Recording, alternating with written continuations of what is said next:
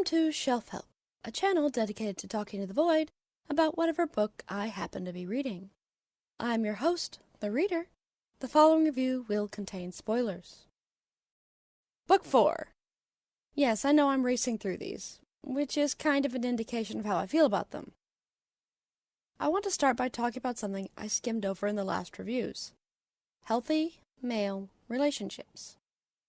Fantasy has a bad habit of trending towards toxic masculinity. Men who don't have emotionally supportive relationships with other men. They do not hug. They do not cry. They absolutely do not show affection in any way that might be misconstrued as gay. It's anger or stoicism, which is terribly unhealthy.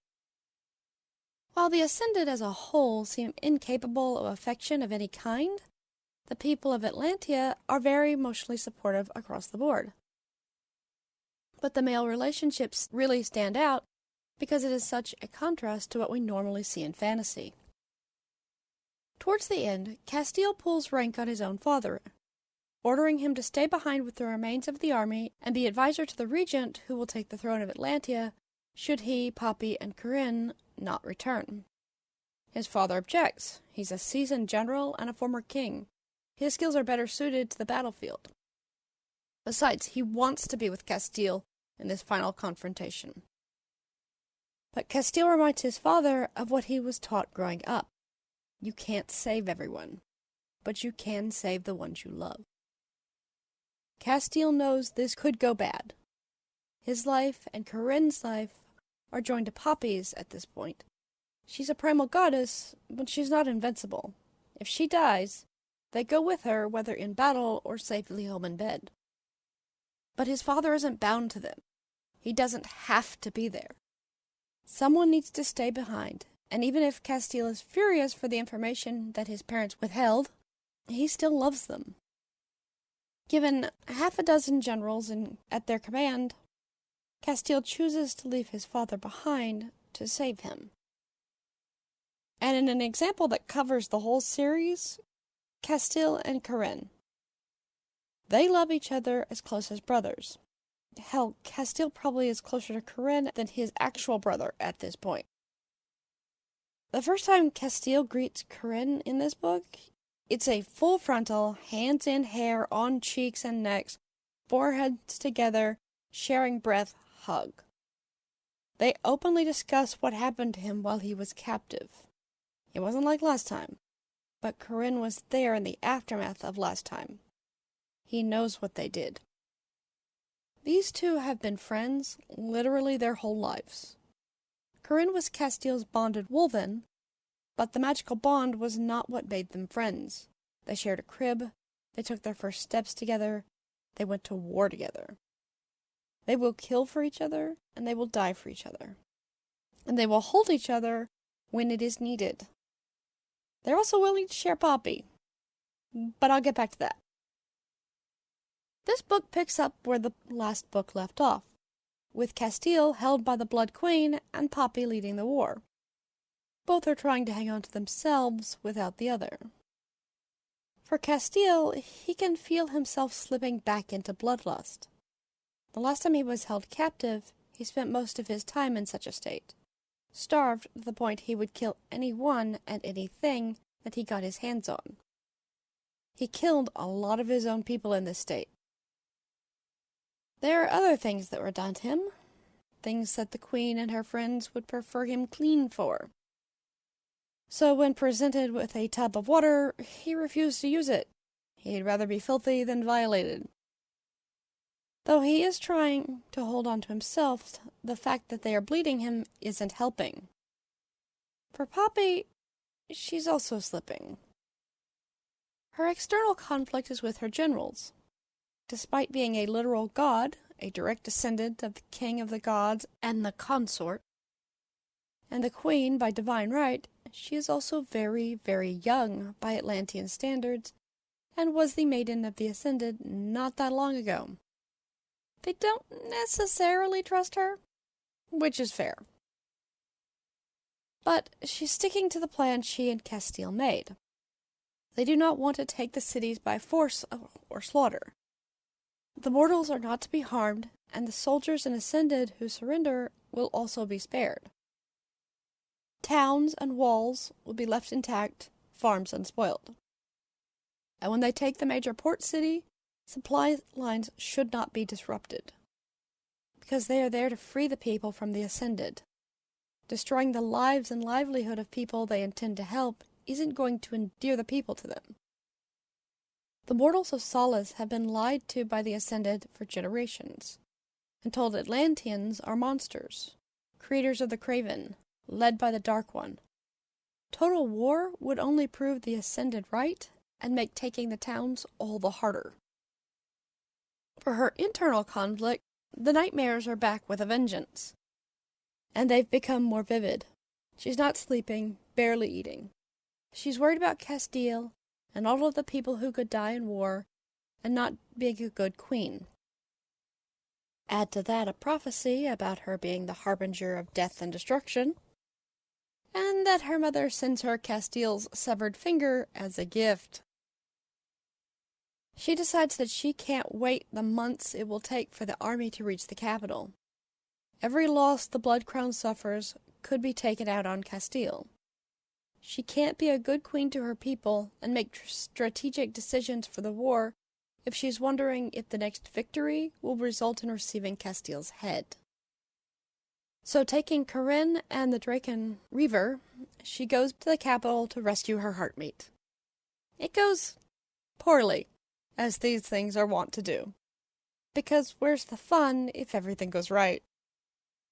Poppy's still going through her culling, the process Atlanteans go through as they receive their powers and their fangs. Only Poppy is an Atlantean. She's a primal, on her way to true primal. She's developing new abilities faster than she can master them. Coupled with her stress over Castile's capture, and the war and the prophecy, she's a little volatile. Her main anchor during this time is Corinne. I described their relationship as brother and sister in earlier reviews, but it has definitely become more than that. They love each other, but they are not in love with each other. This is an important distinction. They do not have a romantic or sexual interest in each other, but they both love each other as fiercely as they love Castile. There's an exception to this, but again, putting a pin in that. With Castile gone, Corinne has taken to sleeping in bed with Poppy, over the covers, as a wolven. He does his best to comfort her constant nightmares, but still most nights she only manages a few hours of sleep. He's also the only one capable of defying her divine will when she receives Castile's severed finger. It lets him talk her down from a destructive rampage she would regret. It isn't just that Castile isn't with her that it falls to Corinne to take care of her. He loves Poppy for who she is. How about those pens? One thing this series does very, very well is foreshadowing. Little things that don't seem like much when they happen turn out to be important later. The lady in the red pearl in book 1 turned out to be an important person in Atlantia several books later. And the running gag of the diary. But the important two in this book are the joining and the prophecy. Back in book 2, when Poppy still thought herself mortal, the idea of joining her life to Castile and Corinne was floated. Castile assured her that it wasn't an immediate worry, and though it could be a very sexual experience, it didn't have to be. Joining would link their lives so that the mortal Poppy would not grow old and die in a few short decades, while Castile stayed young and lived for centuries without her. Now the shoe is on the other foot. Poppy isn't mortal, she's a god. And not just any god. She's the primal of life and death. Someday she will be a true primal, supplanting her divine grandparents, becoming the mother of the next generation of primal gods. And now it's Castile and Corinne who will die and leave her, for eternity. So she joins with them. If you're keeping up with the series at this point, it will not surprise you that it gets spicy. That said, at this point, for Corinne, this is the exception, not the rule. This is not a love triangle. It's a poly ship, with Corinne having neither sexual nor romantic interest in the ship. They are soul-bound. They are a unit. They will kill for each other. And it is possible, even probable, that at some point Corinne will fall in love and want that person bound to them as well. That puts a whole new twist on till death do us part. Keep in mind that this is not aberrant behavior. This isn't Poppy and Castile saying, "We're the most powerful people in the country, and we can do what we want." This is normal, healthy Atlantean relationship, which makes sense. It is a society made of everything from mortals to gods, along with beings of two worlds, Wolvens, and now Drakens, and all of these beings can interbreed. There are all sorts of pairings in this story, including a Wolven crushing on a Draken, and no one raises an eyebrow. Though the Draken blood is apparently so fiery that not even the gods can drink it without having their insides burned up. Hope for her sake it doesn't apply to all fluids. You have mortals that measure their lives in decades, deities that live for centuries, and gods who could live indefinitely. And they have magic. So it makes perfect sense that they would have a way to bind two or more people together, so that someone who would live significantly longer than their partner doesn't have to watch them die. While the joining isn't expected, no one is surprised by it either. When Castile's father learns that his son and Corinne have joined with Poppy, the only thing he feels is relief. And on a personal note, it's nice when stories break away from the Judeo-Christian idea of strict heteronormative monogamy. There's no reason for fantasy races living in a fantasy world that has never heard of Jesus to be bound by the rules of a 6th century Jew. That doesn't mean the story can't have heteronormative monogamy. It's just that it should not be assumed as the only acceptable arrangement by default. Also, I'm always a fan of anything that gets me out of suffering yet another love triangle. Can that trope please just die already? Please. Which leaves us with the prophecy. Prophecy in books can be a bit dodgy. Either you're giving the game away, or being so vague that it hardly makes a difference. In recent years, this trope has been given more play, which is nice after so long of "the prophecy is always right." Greek tragedy is practically built on people trying to defy the prophecy, only to have it swing around and bite them in the ass. The first we hear of this prophecy is in Book 2, A Kingdom of Flesh and Fire. It is mentioned in passing and immediately dismissed. Atlanteans don't believe in prophecy. Well, turns out you shouldn't paint with such a broad brush. Alistair and his group of dissenters believed in it enough to risk everything to see Poppy dead. It crops up again in The Crown of Gilded Bones, as dissenters continue to menace Poppy, and she begins to wonder if she is the harbinger of death and destruction. Her powers are growing fast at this point, and even reassurance from a seer only temporarily soothes her nerves. We don't actually see the prophecy until about halfway through this book. I admit, I read it a few times trying to pick it apart. As I said, this book is very good at dropping details long before they seem relevant. I even marked the page with a bookmark, only monsters dog-ear pages, to refer back to. There's little hints here and there that seem to line up, but nothing quite fit, until it did, right at the end.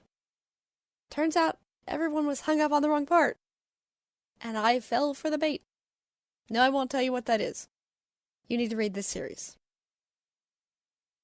I'm going to put this one as a reader's choice.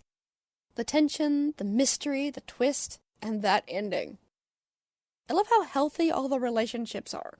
Well, not Poppy and her mother, but that's supposed to be toxic. Yeah, Castile thinks Poppy being violent is hot, and everyone agrees that's a little off. But he's super supportive in all the ways that matter. He is amused by her naivete, but he never mocks her for it. Knowing it's not her fault, and enjoys showing her the wonders of the world. Of course, this isn't the end. They've just defeated the mini-boss and still need to take on the big bad. Reportedly, there are 2 more books in this series, and I greatly look forward to them. In the meantime, I'm going to pick up some other books from Armentrout. Thank you for your time. I know everyone's mileage will vary, so feel free to leave your thoughts.